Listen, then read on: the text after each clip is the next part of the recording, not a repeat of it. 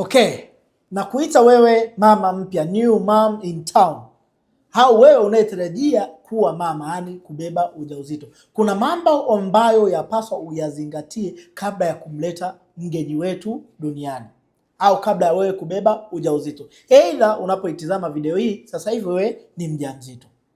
Jambo la kwanza, inabidi ujue kuwa hiki kiumbe kinachokileta kitaishi kama unavyoishi wewe. Inabidi ukiandalie mazingira. Jambo la pili, inabidi uiangalie afya yako wewe mwenyewe.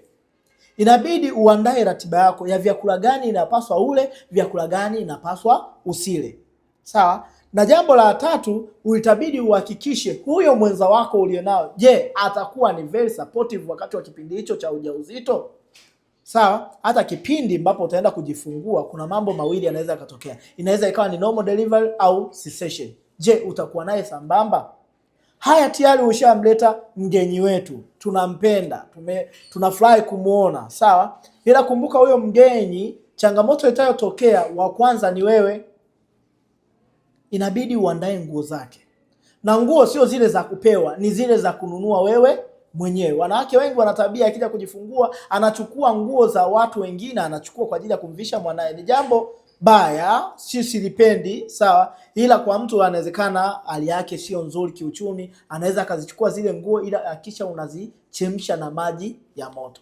Ila mtoto huyu wakati amezaliwa, kile kitovu kile huwa kinafungwa ili kisije ikaleta changamoto yoyote. Akisha nguo unayomvisha isiende kufunika eneo lile, akisha unamvisha nguo ambayo itahakisha pale panabaki wazi.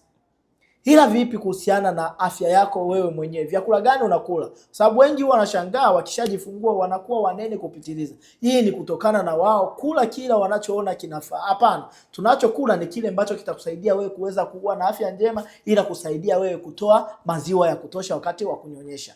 Na wakati wa kununua nguo, jizingatie na wewe mwenyewe, inabidi ununue nguo pana, sio zile zitazokubana sana, ila vile vile kama ni wewe ni mpenzi wa bra, chukua zile ambazo ni cotton, sawa, ambazo unajua kabisa zitakuwa ni salama kwa ajili yako na mwanao. Hiyo nafikiri imeeleweka. Ila kitu kingine, hakikisha mgeni yeyote anayekuja kumbeba mwanao au kumuona amenawa mikono yake. Ila sio kunawa mikono tu, asijipulizie manukato ya aina yoyote. Hamna kusema sijui hii ya kwangu imepoa. Hakuna kupoa kwa mtoto. Mtoto chochote anachokivuta kwa wakati huo kinaathiri afya yake moja kwa moja. Hakikisha wananawa mikono yao, hakikisha hawajipulizii manukato, na hakikisha chumba ambacho unakuwepo wewe na mwanao kina mwanga wa kutosha, sawa, vile vile akina vumbi, kana kwamba haya maandalizi umeyaweka kwa muda mrefu.